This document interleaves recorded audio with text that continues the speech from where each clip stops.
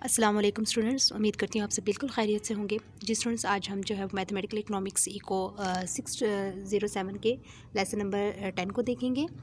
जी students, अगर आप मेरे चैनल पे न्यू है तो प्लीज़ चैनल को सब्सक्राइब कीजिएगा, वीडियो को लाइक एंड शेयर करना ज़रूर मत भूलिएगा, ताकि आपके साथ साथ जो है वो आपके फ़ेलोज़ हैं, आपके यूनिवर्सिटी फ़ेलोज़ हैं या आपके दोस्त हैं या आपके ग्रुप फ़ेलोज़ हैं, उन सब की भी जो है वो प्रिपरेशन अच्छी हो जाए। और अगर फिर भी कहीं से भी आपको कोई प्रॉब्लम हो इको 607 में या किसी भी इकोनॉमिक्स के मटेरियल में, तो आप मुझसे जो है वो कमेंट बॉक्स में मुझसे पूछ सकते हैं। इंशाल्लाह मैं आपसे जो है वो जो आपको जो है जवाब ज़रूर दूंगी। और अगर कोई मटेरियल चाहिए लाइक क्विज़, जीडीबी असाइनमेंट्स और जो है वो mid term preparation video and current paper with solutions, तो आप मुझे कमेंट बॉक्स में ज़रूर बताइएगा, क्योंकि आपको इस चैनल पर जो है वो हर तरह का मटेरियल मिलेगा।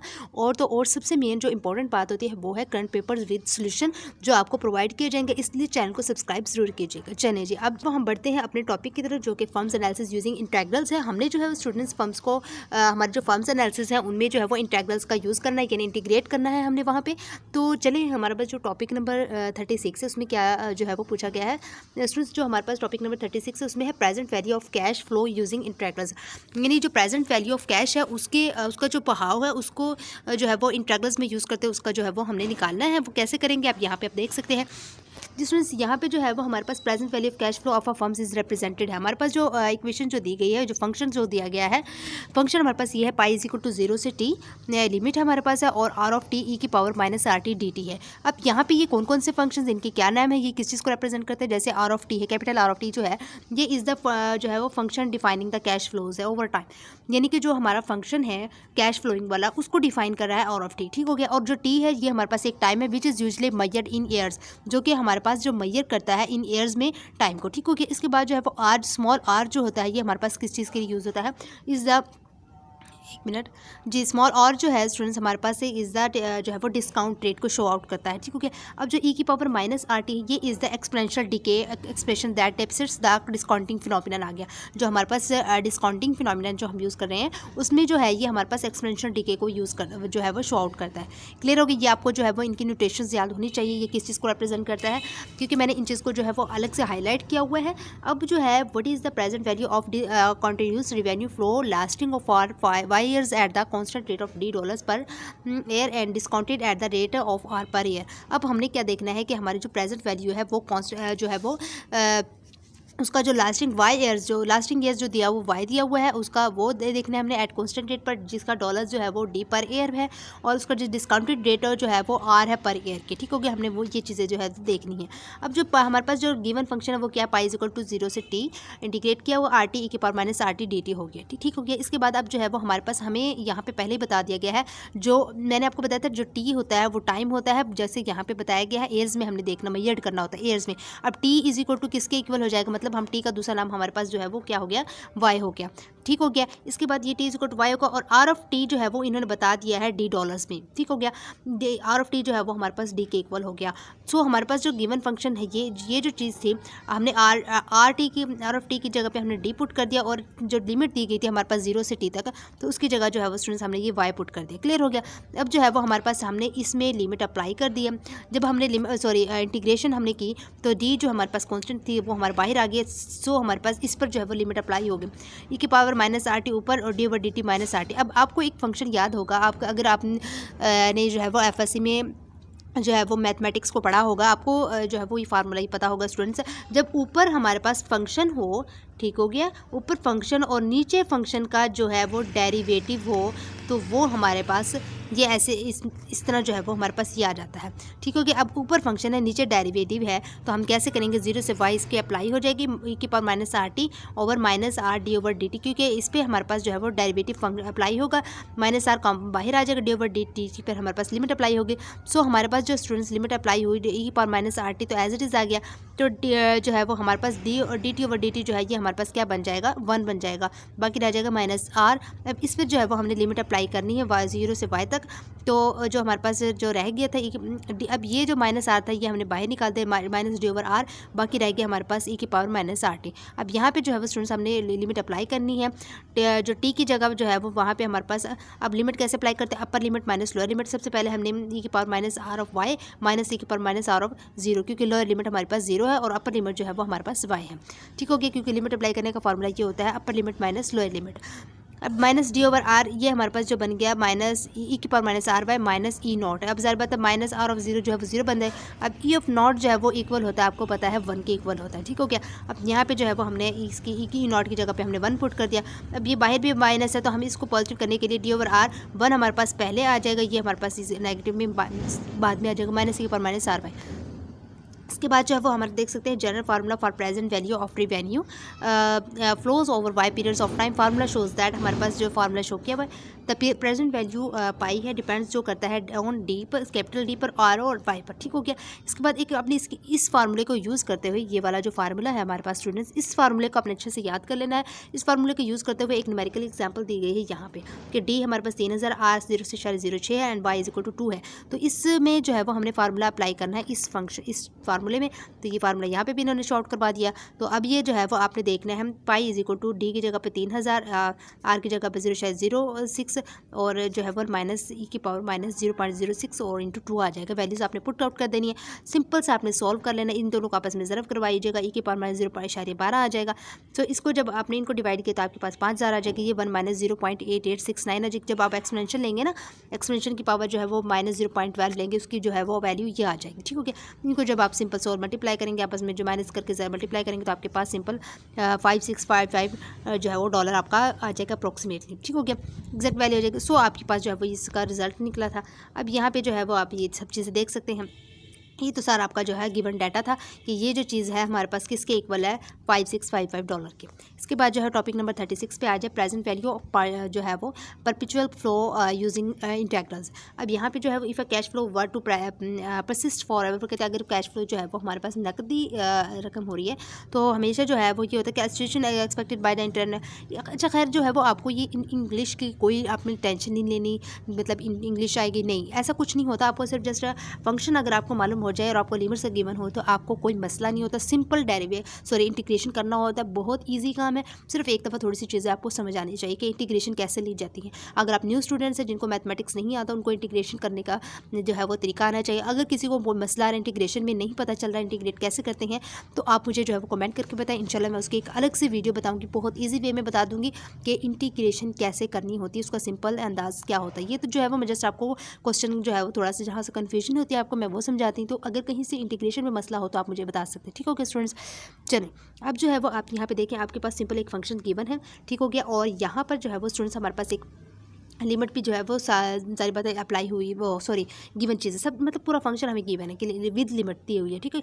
अब यहाँ पे हमने क्या करना है, present value of a perpetual income stream flowing at constant rate $D पर ईयर एंड दिस, ठीक हो गया। अब जो हमने पहले पीछे पढ़ा था आर ऑफ टी जो है वो हमने इसको किसका नाम दिया था स्टूडेंट्स, कैपिटल डी का नाम दिया था, ठीक हो गया। और जो है इसके अलावा जो हमारे पास जो पाई परपेचुअल की वैल्यू जो फंक्शन हमारे पास ये गिवन है, R of T is equal to हमारे पास जो है वो गिवन है डी के इक्वल, हमने इसको इक्वल किया हुआ, ठीक हो गया।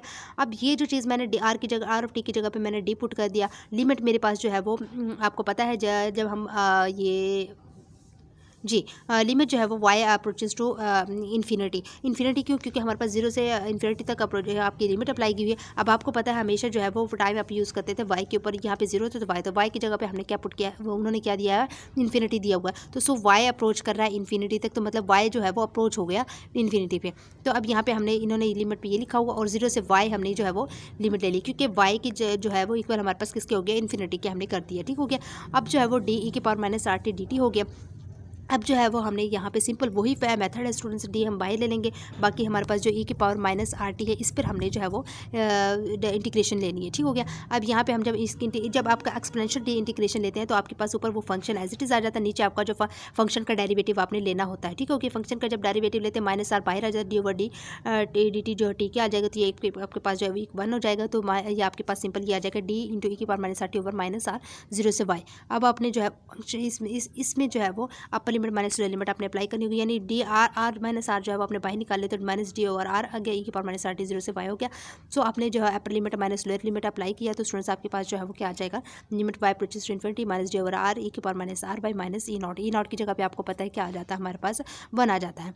आपने सिंपल सो वही चीज़ें आपके पास ये बन गई 1 माइनस ई की पावर माइनस आर बाई। तो सो आपने जो है वो वाई की जगह पे अगेन आपने क्या पुट कर देना है, इन्फिनिटी पुट कर देना है। जब आपने इन्फिनिटी पुट किया तो students D over R 1 minus E की पावर माइनस इन्फिनिटी बन गया। तो जब आपके पास ई की पावर इन्फिनिटी हो या माइनस इन्फिनिटी हो या प्लस इन्फिनिटी हो तो वो आपके पास क्या बन जाती है, जीरो के इक्वल होती है। तो 1 माइनस जीरो हो जाएगा। तो सो हमारे पास पाई परपेचुअल क्या निकला है, D over capital D over small R निकला है। ठीक हो गया।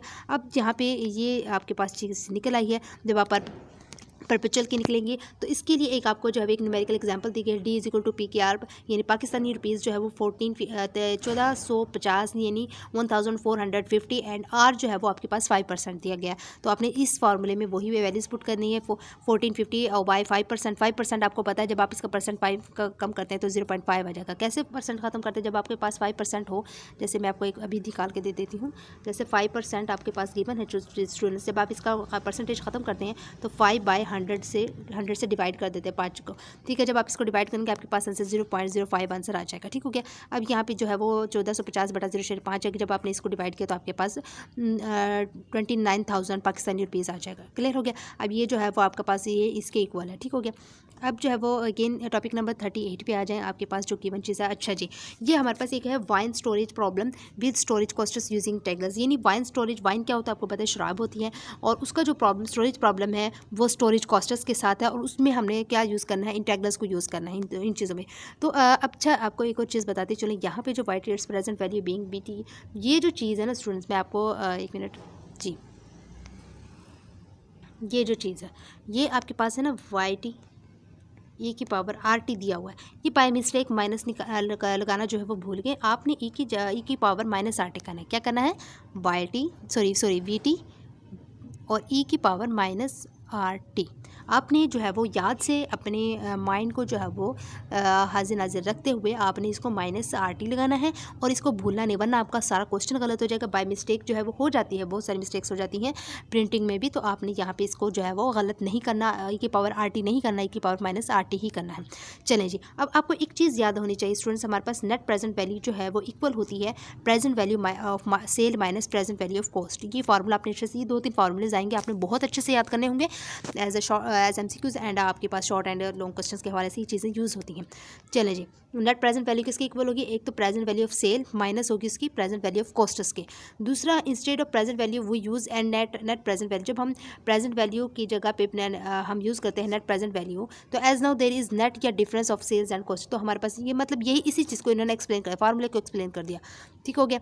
तो इसके बाद जो है वो नेट प्रेजेंट वैल्यू है, इसको हम एन शॉर्ट फॉर्म में पी वी, यानी एन से नेट, पी से प्रेजेंट, वी से वैल्यू, और हम किसकी निकाल रहे हैं नेट प्रेजेंट वैल्यू, वाइन की, तो हम इसके साथ बेस में वाइन लिख देंगे। ठीक हो गया। अब ये फार्मूला जो है वो कहते हैं किसके इक्वल है, present value of sale minus present value of storage cost minus purchase cost. ठीक हो गया। ये हमारे पास जो हमारे पास गिवन जो टॉपिक है उसके हवाले से हमने ये फार्मूला यूज़ करना है।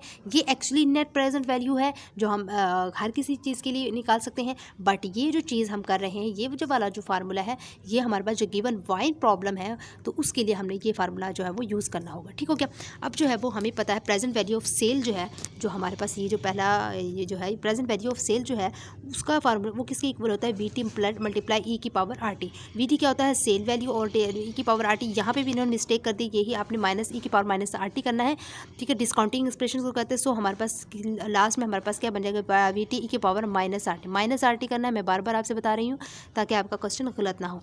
ठीक हो गया, ये आपने कर लेनी। इसके बाद present value of storage cost. अब देखिए ये जो चीज़ है ना, हमारे पास जो फार्मूला निकला है एन पी वी एन का के बराबर होता है, ये 3 चीज़ों के बराबर होता है, present value of sale minus present value of storage cost minus purchase cost. ठीक है, ये 3 चीज़ें हमारे पास इसके इक्वल होता है एनपीवी।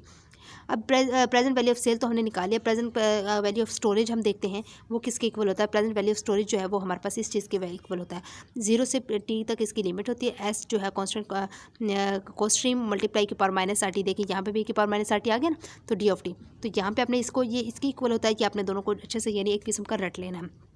चलें जी, इसके बाद जो हमारे पास परचेज एंड कॉस्ट होता है वो सी के इक्वल ही होता है, सिंपल।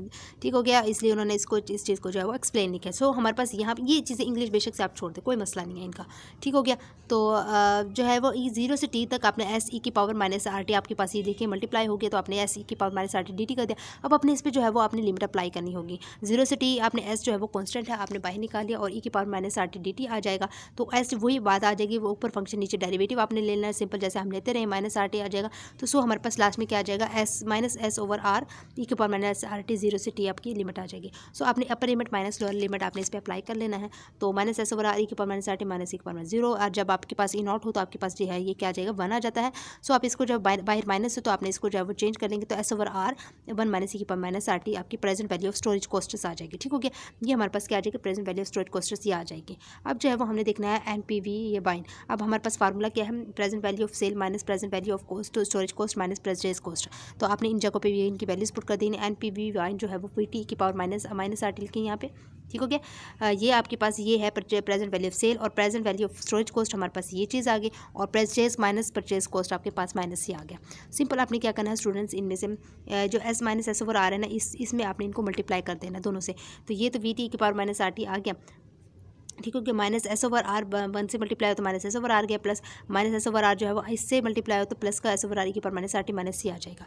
सो आपने क्या करना है, ये चीज़ आपके पास अगेन बन गया, आपने इनको अरेंज कर लेना है। ई की पावर माइनस आर टी वाले एक जगह पे कर लेना है। ठीक हो गया, यहाँ पे भी आप ई की पावर माइनस आर टी लगाएंगे, और जब आपने क्या करना है फिर इनमें से जो है वो स्टूडेंट्स इन दोनों में से जो है वो ई की power minus R T common ले लेना। जब आपने माइनस आर टी कॉमन ले लिया तो आपके पास ये बन जाएगी, देखिए ई की पावर माइनस आर टी हमने कॉमन लिया, वो V T plus S over R आ जाएगा, और minus S over R minus C आ जाएगा। ठीक हो गया, तो ये आपके पास ये चीज़ बन जाती है। इसके बाद जो है स्टूडेंट्स आपने देखना, since the objective is to maximise the NPV of the wine there is need to optimise differentiating with respect to T. अब यहाँ पे जो है वो स्टूडेंट्स आपने इस ये जो चीज़ है आपके पास आप देख सकते हैं एनपीवी को जो है वो हमने एन ऑफ टी का नाम दे दिया, तो इसको इसके इक्वल कर दिया। तो ये जो चीज़ हमारे पास इसका इन चीज़ों को हमने क्या ले लेना, फिर डेरिवेटिव ले लेना, एंड डेरिवेटिव टी आ जाएगा, और आपने इस पूरे फंक्शन का भी डेरिवेटिव ले लेना। तो ये आपके पास इस तरह आ जाएगा। जब आपके पास इस तरह आ जाएगा तो आपको जो है वो अलग अलग लेना, इसका आप अलग ले लेंगे, इसका अलग लेंगे, इसका सेपरेटली आपने डेरिवेटिव ले लेना। डी ऑफ टी कर दिया आपने। जब आपने सबका अलग अलग कर लिया तो आपके पास इस तरह फॉर्म बन जाएगी। स्टूडेंट्स हमारे पास जो प्रोडक्ट रूल रिक्वायर्स है वो हमारे पास ये फार्मूला होता है कि जब हम किसी फंक्शन का डेरिवेटिव लेते हैं, जैसे दो प्रोडक्ट रूल में हमारे पास प्रोडक्ट मीन क्या होता है, मल्टीप्लाई में होता है।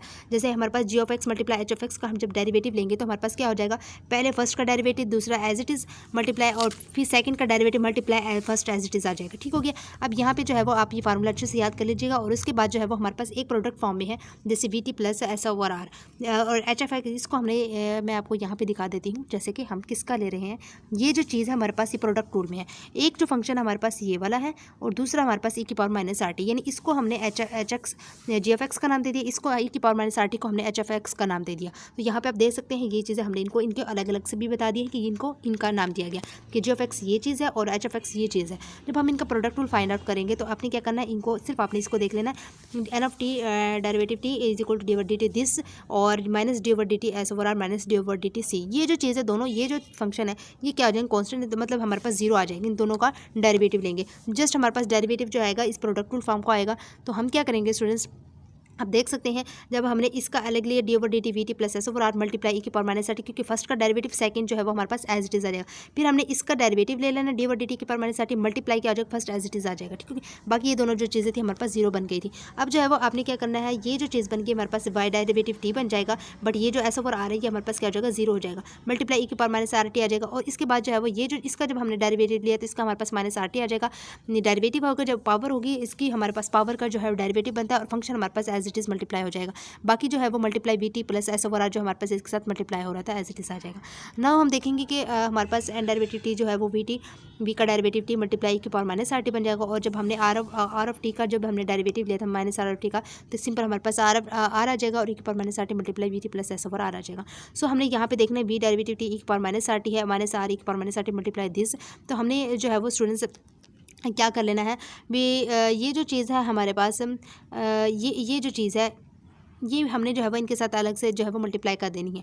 देखिए आर इसको जो है आर ई की पावर माइनस आर टी को मैं इससे मल्टीप्लाई करूँगी तो मेरे पास वी टी आर ई की पावर माइनस आर टी आ जाएगा। फिर मैंने इसको जो है वो एस ओवर आर के साथ मल्टीप्लाई किया तो minus R over R S over R और आर ई की पावर माइनस आर टी आ जाएगा। नाउ हम देखेंगे क्या चीज़ है, जो ये आर जो है वो आर से कैंसिल हो रहा है, तो so N derivative T equal V derivative T minus R V T और माइनस एस, क्योंकि हमने जो है वो ई की पावर माइनस आर टी इन तीनों में से जो है वो कॉमन ले लिया, बाहर चला गया। सो हमारे पास जो है वो ये वाला फंक्शन बन जाएगा। इसके बाद जो है वो स्टूडेंट्स आप यहाँ पे देख सकते हैं एफ डेरिवेटिव एक्स जो है वो किसके इक्वल हो गया, जीरो को जब हम इसको इक्वल करेंगे एफ डेरिवेटिव ऑफ एक्स, तो N derivative T is equal to this जो है वो ये हमारे पास किसके इक्वल हो गया, जीरो को हो गया। तो यानी अब जो है वो एन ऑफ टी की जगह पे एन डेरिवेटिव टी की जगह पे हमने क्या पुट कर देना स्टूडेंट, जीरो पुट कर देना। तो सो हमारे पास क्या आ जाएगा, V derivative T minus R V T minus S equal to 0, और जो है वी डेरिवेटिव टी निकालना है तो ये हमारे पास इस तरह रहेगा, ये दोनों चीज़ें जो है वो इक्वल के साइड पे आ जाएंगे तो पॉजिटिव आ जाएंगे, R V T plus S आ जाएगा। तो ये हमारे पास जो है वो इसका लास्ट सोल्यूशन निकला है। तो जो है वो हमारी इंटरप्रिटेशन जो है वो स्टूडेंट से ये है कि this is the condition for maximising the net present value of the wine sale, जो है वो इसकी जो है वो प्रेजेंट वैल्यू जो है वो मैक्सिमाइजिंग में निकली है। तो the critical value of variable time T static will lead to maximising of net this wine sale more ever this conditions.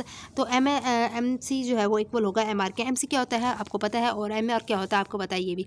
तो ये जो है आप जो है वो देख सकते हैं जी। यहाँ पे जो है वो स्टूडेंट्स हमारे पास वी डेरिवेटिव टी जो है वो इसको हमने एम आर का इक्वल नाम दे दिया, और R V T plus S जो है वो हमने इसको नाम जो है वो दे दिया एम सी का दे दिया। तो ये एम आर जो होता है मार्जिनल रिवेन्यू होता है, और एम सी जो होता है वो हमारे पास मार्जिनल कॉस्ट होता है। ठीक है, इनको हमने इनके नाम दे दिया और ये इनके इक्वल हो गया। नाउ हम टॉपिक नंबर 39 में देखेंगे कि हमारे पास क्या है, एक break-even analysis of a firm using integrals है। इसमें भी जस्ट आप इनको देखा करें, ज़्यादा से ज़्यादा ये जो आपकी जो इक्वेशंस दी गई होती है आप इनको देखा करें, और जो लिमिट्स अप्लाई हुई है तो ठीक है, अगर नहीं हुई तो उनको अलग से आपको एक इंटरवल दिया होता है। जैसे कि ये हमारे पास एक इंटरवल दिया हुआ है कंप्लीट 0 से लेकर 20 तक, तो इनको आपने देखना होता है। तो यहाँ पे हमारे पास Y F T given Y F T की वैल्यू जो है 250 प्लस 0.5 टी, और ई टी जो है वो हमारे पास ये है function T square minus 70 plus 287.5 T times in years में। तो यहाँ पे एक फर्स्ट जो क्वेश्चन हमारे पास उन्होंने पूछा है कि sketch the graphs of income and expenditures on the same diagram over the interval 0 से लेकर 20 तक, confirm the break even points algebraically उन्होंने ब्रेकडाउन उन्होंने बताया है। और दूसरी बात यह है कि अब हमने जो है एक ग्राफ बनाना है 0 से लेकर 20 तक का। अब यहाँ पे जो है वो ग्राफ कैसे बनाएंगे मैं आपको ये बताते चलूँ। अब ये देखें 0, 0.25 सॉरी 0, 2.5, 10, 15 एंड 20 तक हमने जो है वो इसकी लिमिट ली, जो हमारे पास टाइम इंटरवल दिया था 0 से लेकर 20 तक। ठीक हो गया, ये 0 से लेकर 20 तक ले लिया। अब बाकी जो है वो हमारे पास 0 से लेकर 300 तक जो है वो वाई टी और ई टी दिया गया आपको। आप यहाँ पे देख सकते हैं 250 है वाई टी, ई टी जो है लास्ट में हमारे पास 287 तक। तो हमने इन्होंने क्या किया, तो जो है वो 350 तक ले लिया। तो बाकी जो है वो हमने जो पहले ग्राफ के हिसाब से देखते हैं 250 वाई एफ टी जो देख रहे हैं, तो हमारे पास जो है 250 जमा 0.5 है। तो स्टूडेंट्स 250 पे हमने एक लाइन ड्रा की, ठीक हो गया। और दूसरी बात जो है वो हमारे पास 2.5 दिया गया, तो यहाँ पे हमारे पास जो है और एक 15 पर हमने बोले लाइन जो है वो ड्रा कर दी। तो इसके बाद जो है वो टी जो है वो हमारे पास वो कहते हैं कि 2.5 and T is equal to 15 के दरमियान में हमारे पास है ब्रेक इवन।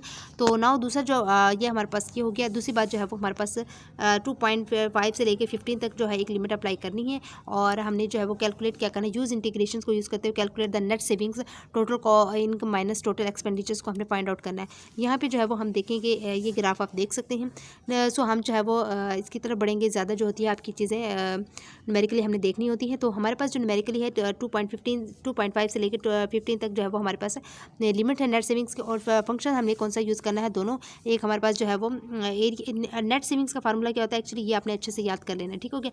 नेट सेविंग्स होते हैं area under the revenue curve minus area under the expenditure curve. अब रिवेन्यू कर्व हमारे पास क्या है 250 प्लस 0.5, और जो एक्सपेंडिचर वाला है वो टी स्केयर माइनस 70 प्लस 287.5। अब हमने इन पे जो है वो अलग अलग से लिमिट अप्लाई करनी। 250 टी जब हमने इस पे अप्लाई किया तो ये जो सिंगल था तो हमारे पास 250 टी प्लस 0.5 मल्टीप्लाई ये टी था तो टी का स्केयर बाई 2 आ जाएगा। इस पे जब करेंगे minus T by cube minus 17 T square by 2 और प्लस 287.5 टी आ जाएगा, और लिमिट हमारे पास 2.5 से 15 तक आ जाएगी। इन पे आपने स्टूडेंट्स वैसे ही upper limit minus lower limit apply करते हुए आपने इसका सोल्यूशन निकालना है। तो नेट सेविंग्स आपकी 25.5 आ जाएगी। इसके बाद अगर आपको कहीं से इस कैलकुलेशन में अगर कहीं मसला हो तो आप मुझे कमेंट बॉक्स में बताइएगा, इंशाल्लाह मैं आपको जो है वो अलग से भी करके दिखा दूंगी, ठीक हो गया। अब जो है वो टॉपिक नंबर 40 पे आ जाए, sale of production analysis using integrals में। ये कोप-डगलस प्रोडक्शन फंक्शन वाला है आपके पास। कोप-डगलस प्रोडक्शन फंक्शन आपने जो है वो इकोनॉमिक्स में भी आप बहुत बार बहुत पढ़ा होगा, और आगे जो आपका फाइनल टर्म का जो इको 606 का है उसमें बहुत ज़्यादा कोप-डगलस प्रोडक्शन इंपॉर्टेंट है, और जो है वो इसमें भी थोड़ा सा यूज़ किया हुआ इन्होंने टॉपिक में। तो यहाँ पे कोप-डगलस प्रोडक्शन फंक्शन क्या होता है, उसमें कैपिटल उस फंक्शन में जो है वो कैपिटल एंड लेबर्स यूज़ होते हैं, और हमारे पास ये दोनों चीज़ें यूज़ है। के की पावर 0.7 एल की पावर 0.3 है। तो हमने जो है वो देखना what will be the total increase in output if the firm increases the quantities of capital and labour of 10 unit से लेके 5 यूनिट्स तक। हमारे पास लिमिट्स भी दे दी गई हैं। तो हमने जो है वो देखना है, हम आ जाते हैं डायरेक्ट क्वेश्चन पे। तो हमारे पास हम इन चीज़ों को नहीं देखेंगे ज़्यादा, जो है वो आपकी वीडियो जो है वो ज़्यादा लेंथी हो जाएगी बना। तो हम जस्ट डायरेक्ट क्वेश्चन पे आते हैं, क्योंकि कॉफ डगलस प्रोडक्शन फंक्शन में Q इंटू के एल दो चीज़ें यूज़ होती हैं, यानी कैपिटल एंड लेबर, और 5 से लेकर 10 तक हमारी लिमिट्स है, तो जो कि K की पावर 0.7 L की पावर 0.3 डी के ऑफ डी एल आ जाएगा। ये डबल आपकी इंटीग्रेशन क्यों ली है, इसलिए ली है क्योंकि एक आपके पास विद रिस्पेक्ट टू K के हिसाब से, एक विद रिस्पेक्ट टू L के हिसाब से है, ठीक होगी। अब जो है वो सबसे पहले हमारे पास जो हमने क्या करना है, एल जो है उसको हमने कांस्टेंट रखना है, और विद रिस्पेक्ट टू हम के यूज़ करेंगे। क्या यूज़ करेंगे, इंटीग्रेशन विद रिस्पेक्ट टू के, यानी बाहर वाली हमारी एज इट इज़ रहेगी इंटीग्रेशन, अंदर वाली पे हमने जो है वो को यूज़ करते हुए हमने के की विद रिस्पेक्ट टू के के हिसाब से जो है इंटीग्रेट करना है। जब हम एल हमारे पास एज इट इज़ रहेगा, एल की पावर 0.3 रहेगा, बार का मतलब होता है कांस्टेंट रखना, और के की पर जब हमने लिमिट ली तो सॉरी इंटीग्रेशन अप्लाई की तो 0, आपको पता है इंटीग्रेशन में क्या होता है, एक नंबर ऐड हो जाता है, तो पावर में एक नंबर ऐड हो जाता है, और बटे में भी सेम एज इट इज आ जाता है। 0.K की पावर 0.7 थी तो 0.7 प्लस 1 हो गया, और बटे में भी 0.7 प्लस 1 हो गया, और मल्टीप्लाई हमारे पास एल एज इट इज आ गया। तो अब जो है वो आपने क्या करना है, एल जो कॉन्स्टेंट था हमने बाई साइड पे कर लिया, और K की पावर 1.7 होगी बटा 1.75 से 10 तक। हमने क्या करना है, upper limit minus lower limit, यानी K के ऊपर 1.7 है ना, तो K की जगह पे पहले हम 10 पुट करेंगे, और माइनस ऊपर वैल्यू जो है 1.7 माइनस करेंगे, K की जगह फिर हमने 5 पुट करनी लोअर लिमिट, और पावर जो है वो 1.7 आ जाएगी, ठीक है। उसको सिंपल सा सोल्यूशन आपने इसका निकालना है कि आप इनको जो है वो पावर में निकालेंगे आंसर, तो आपके पास जो है वो लास्ट सिंपल क्या आ जाएगा, 34.69 आ जाएगा। अब जो है वो आपके पास 1.7 एज इट इज़ था, आपने फिर बटे में जो है इसको डिवाइड किया तो आपके पास 20.41 आ जाएगा। अब जो है वो आपके पास सोल्यूशन तो निकला, लेकिन अब जो है वो हमने क्या करना है, integration with respect to L लेना है, इसी फंक्शन को लेते हुए। तो हमने जब इसको लिए 20.41 जो है वो बाहर कॉन्स्टेंट एज इट इज़ रहेगा, एल के ऊपर हमने 0.3 इस पर हमने इंटीग्रेशन करनी है, ठीक हो गया। अब यहाँ पे जो है वो हम आते हैं, जब हमने लिमिट अप्लाई की तो 0 एल की पावर 0 इंटीग्रेशन किया तो 0.3 प्लस 1 और 0.3 प्लस 1 बटे में भी आ जाएगा, एल की पावर 0 और 5 से लेकर 10 तक हमारे जो है वो लिमिट भी आ जाएगी। अब इसी तरह आपने इनको ऐड कर लेना, 1.3 आ जाएगा, बटे में 1.3 आपने इन पर अपर लिमिट माइनस लोअर लिमिट इसी तरह अप्लाई करें, और आपके पास लास्ट में Q इक्वल टू 186.03 आ जाएगा। जी स्टूडेंट्स, ये जो था आपका आज का लेसन नंबर 10 था। आई होप से आपको समझ आ गई होगी। अगर फिर भी कोई मसला तो आप कमेंट में बता सकते हैं। मिलते हैं नेक्स्ट लेक्चर के साथ, तब तक आप मुझे इजाज़त दीजिएगा। अल्लाह हाफिज़।